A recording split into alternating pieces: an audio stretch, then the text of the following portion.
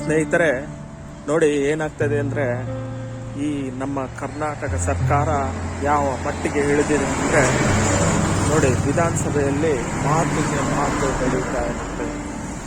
ಮಾತಿಗೆ ಮಾತು ಬೆಳೆದಾಗ ಏನೋ ಒಂದು ಪದಗಳು ಬಂದಿರುತ್ತೆ. ಆದರೆ ಒಂದು ಸಣ್ಣ ವಿಷಯಗಳನ್ನ ಈ ಥರ ದೊಡ್ಡದು ಮಾಡಿ ಒಬ್ಬ ಮಾನ್ಯ MLC ಅವರು ಏನೋ ಒಂದು ಹೇಳಿದ್ದಾರೆ ಅಂತ ಹೇಳ್ಬಿಟ್ಟು ಈ ಥರ ತಪ್ಪಾದ ಅನರ್ಥ ಮಾಡಿದ್ರು, ಅಥವಾ ನಿಜವಾಗ್ಲೂ ಹೇಳಿದ್ರು ಅದು ನಮ್ಗೆ ಯಾವುದು ನಿಜ ಗೊತ್ತಾಗಲ್ಲ. ಆದರೆ ಅವ್ರನ್ನ ನಡೆಸ್ಕೊಂಡಂತಹ ರೀತಿ ಇದೆಯಲ್ಲ, ಅದು ತುಂಬ ತಪ್ಪು ಸ್ನೇಹಿತರೆ. ಯಾಕಂದರೆ ಒಬ್ಬ MLC ಅಂದರೆ ಸುಮ್ಮನೆ ಅಲ್ಲ, ಅದು ಹಿರಿಯ ಚಾವಡಿ ಅಂತ ಹೇಳ್ತಾರೆ. ಅಂಥ ಚಾವಡಿಯಲ್ಲಿ ಒಂದು ಸಣ್ಣ ವಿಷಯಕ್ಕೆ ವಿಧಾನಸಭಾ ಪರಿಷತ್ ಸಭಾಪತಿ ಇದ್ದಾರೆ. ಆ ಸಭಾಪತಿ ಆಕ್ಷನ್ ತಗೊಳ್ತಾ ಇದ್ದಾರೆ. ಆದರೆ ಅದನ್ನು ಬಿಟ್ಟು ಏನು ಮಾಡಿದ್ದಾರೆ, ಪೊಲೀಸ್ ಸ್ಟೇಷನ್ ಇಡೀ ಬೆಳಗಾವಿ ಜಿಲ್ಲೆಯ ಬೆಳಗಾವಿ, ಗದಗ, ಈ ಥರ ಎಲ್ಲ ಜಿಲ್ಲೆಗಳ ಸುತ್ತ ಆ ಸ್ಥಿತಿ ನೋಡಿದರೆ ತುಂಬ ನಡೆಸ್ಕೊಳ್ತಾ ಇದ್ರೆ ಸರ್ಕಾರಕ್ಕೆ ತನ್ನ ಅಧಿಕಾರ ಇದೆ ಅಂತ ಎಷ್ಟು ಮಟ್ಟಿಗೆ ಸರಿ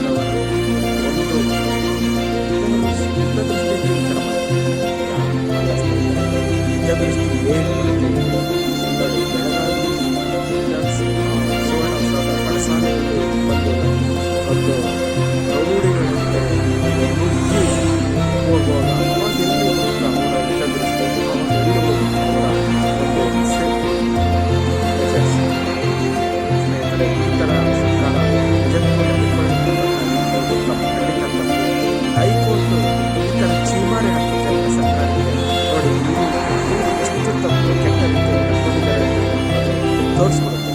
ಖಂಡಿತ ಸ್ನೇಹಿತರೆ, ಇದು ತುಂಬ ಒಂದು ಕರ್ನಾಟಕ ವಿಧಾನಸಭೆಗೆ ಕರ್ನಾಟಕ ಜನಪ್ರತಿನಿಧಿಗಳಿಗೆ ನಿರ್ಮಾಣ ಮಾಡಿದಂಥ ನಿಜಕ್ಕೂ ಪೊಲೀಸ್ಗೆ ಒತ್ತಡ ಇತ್ತು ಅಂತ ಇನ್ನೊಂದು ಅದೆಲ್ಲ ಗೊತ್ತಿಲ್ಲ. ಆದರೆ ಈ ರೀತಿ ನಡ್ಕೊಳ್ತಕ್ಕಂಥದ್ದು ಒಂದು ಪೊಲೀಸ್ ಇಲಾಖೆಗೆ ಕಪ್ಪು ಚುಕ್ಕೆ ಅಂತ ಹೇಳ್ಬೋದು. ಪೊಲೀಸ್ ದುರ್ಬಲ ಆಗಬಾರ್ದು, ಯಾವುದೇ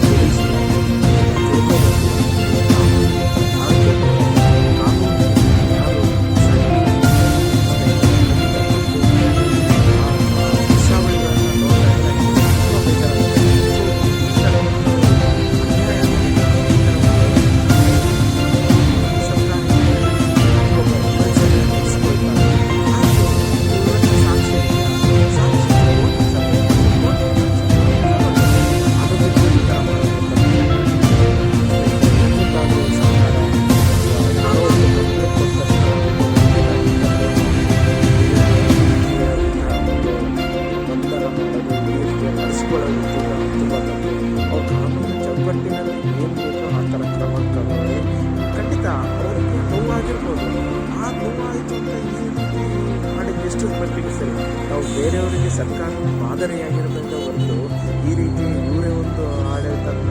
ಇನ್ನೊಂದು ಮಾನ್ಯ DK ಸಾಹೇಬ್ರು ಹೇಳ್ತಾ ಇದ್ದಾರೆ, ಅವರು ಬದುಕು ಬಂದಿದ್ದೇ ಹೆಚ್ಚು. ಅದೇ ಸಾಧ್ಯ.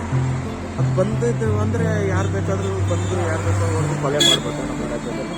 ಅಂದರೆ ಯಾರಿಗೂ ಒಂದು ನಿಮಗೆ ಒಂದು ಒಬ್ಬ ವ್ಯಕ್ತಿಗೆ ಒಂದು ರಕ್ಷಣೆ ಕೊಡೋಕೆ ಆಗಲ್ಲ. ನಿಮಗೆ ಬದುಕು ಬಂದಿದ್ದು ಸಾಧ್ಯ ಅಂದರೆ ಯಾರು ಬೇಕಾದ್ರೂ ಬಂದು ಏನು ಬೇಕಾದ್ರೂ ಮಾಡ್ಬೋದು ಅಂತ ನಿಮ್ಮ ಮಾತಿನ ಅರ್ಥನ ಖಂಡಿತ ತಪ್ಪು ಸ್ನೇಹಿತರೆ. ಈ ರೀತಿಯಾದ ಮಾತುಗಳು ಸಹ ಬರಬಾರ್ದು. ಒಂದು ಒಳ್ಳೆಯ ರೀತಿಯಿಂದ ಸರ್ಕಾರವನ್ನು ನಡ್ಕೊಳ್ಳೋಕ್ಕೆ ಸಾರ್ವಜನಿಕ ಒಂದು ಹೆಚ್ಚಿಗೆ ಆಗುತ್ತೆ, ಪ್ರತಿಯೊಬ್ಬರಿಗೂ ಒಂದು ಮಾದರಿ ಆಗುತ್ತೆ. ಖಂಡಿತ ಈ ರೀತಿ ಮುಂದೆಗಳಲ್ಲಿ ನಡೀಬಾರ್ದು ಅಂತ ಕಳಕಳಿಯ ಮನವಿ ಮಾಡ್ಕೊಳ್ತೀನಿ. ವಿಧಾನಸಭೆ ಆಗಲಿ, ವಿಧಾನ ಪರಿಷತ್ ಆಗಲಿ, ಅವ್ರೇನು ಸುಮ್ಮನೆ ಬಂದು ಆದಿ ಬೀದಿಯಲ್ಲಿ ಹೋಗಿ ಬಂದಿರಲ್ಲ. 4 ಜನರಿಂದ ಒಂದು ಆಯ್ಕೆಯಾಗಿ ಬಂದಿರ್ತಾರೆ. ಆಮೇಲೆ ಅವರಲ್ಲಿ ಏನೋ ಒಂದು ವ್ಯಕ್ತಿತ್ವ ಇರೋದಕ್ಕೆ ಅವ್ರನ್ನ ಆ ಸ್ಥಾನದಲ್ಲಿ ಕೂರಿಸಿರ್ತಾರೆ. ಖಂಡಿತ ಸ್ನೇಹಿತರೆ, ಇನ್ನು ಮುಂದಿನ ದಿನಗಳಲ್ಲಿ ಈ ಥರ ಆಗದೇ ಇರೋಂಗೆ ನೋಡ್ಕೋಬೇಕು. ಜೈ ಹಿಂದ್, ಜೈ ಕರ್ನಾಟಕ ಮಾತೆ. ನಾನು ನಿಮ್ಮ ಸ್ನೇಹಿತರೆ.